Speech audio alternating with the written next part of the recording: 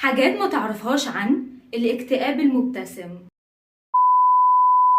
طبعا كلنا دلوقتي عارفين يعني ايه اكتئاب، لكن اللي ما تعرفوش عن الاكتئاب انه بيجيلك في عز قوتك وانت شغال جنبك اهلك، بتعرف تسافر تخرج بتروح وبتيجي، لكن انت مش مبسوط.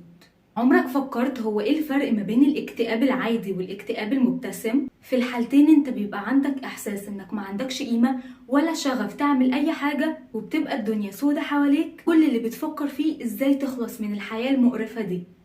ووقتها بيجيلك افكار انتحارية كتير على اساس ان ده الحل الوحيد، مع ان الحل ابسط من كده بكتير.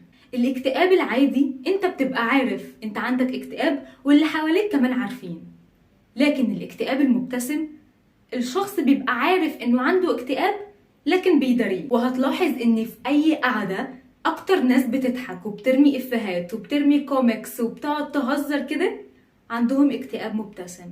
وقتها بس انت مش عارف هو حاسس بايه ولا بيفكر في ايه. الفكرة انهم بيعملوا مجهود جبار علشان يداروا بس الاكتئاب اللي جواهم في الضحكة المزيفة دي. طب هما ليه بيعملوا اصلا كل ده؟ علشان ببساطة الراجل الشرقي متربي من هو صغير قد كده ان الراجل ما يعيطش، الراجل ما يشتكيش، الراجل لازم دايما يبقى قوي. ببساطة اي راجل بيبقى عنده اكتئاب او حتى متضايق شوية بيتكسف يحكي اللي قدامه، علشان هو كده شايف ان ده هينقص من رجولته. نفس الكلام عند البنات، في بنات بتتكسف انها تحكي انها متضايقة او عندها اكتئاب علشان ما تسمعش الكلمة الشهيرة انت دراما كوين، انت نكدية، انت اوفر. هو ده يعني اللي مضايقك؟ ايه التفاهة دي؟ فعلشان كده بتضطر انها تكتمه جواها وما تبينوش. في ناس كمان بتكتم الاكتئاب جواها علشان هي ما بتحبش تشيل حد همها، ماشية بمنطق ان كل الناس فيها اللي مكفيها وان اللي قدامي مش ناقص انه يسمع مشاكلي اصلا. وكمان في ناس ما بتحكيش انها عندها اكتئاب علشان تتجنب الكلمة الشهيرة هو انت مش كنت لسه خارج مع اصحابك؟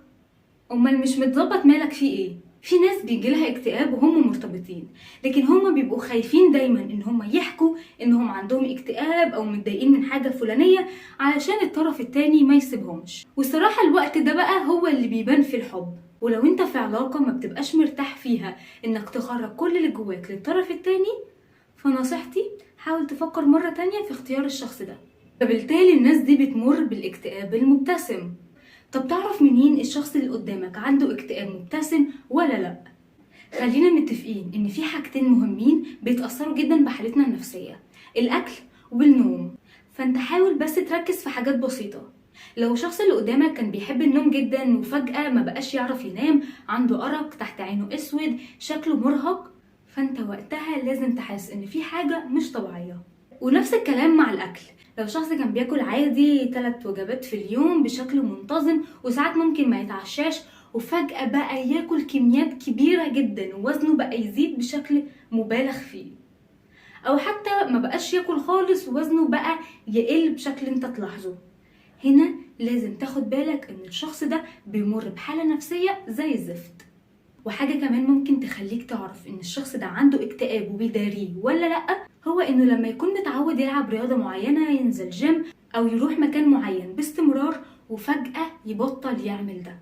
الشخص لما يجيله اكتئاب بيحس انه جسمه تقيل فبيبطل يعمل اي حاجة كان بيعملها قبل كده.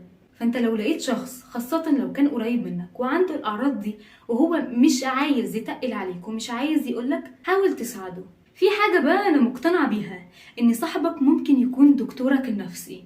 مجرد فضفضتك مع صاحبك وهو كمان بيفضفض معاك، انتوا على طول بتخرجوا الطاقة السلبية اول باول، فمفيش حاجة بتبقى كاتمة جواك، فبيحميك من الاكتئاب بنسبة كبيرة جدا.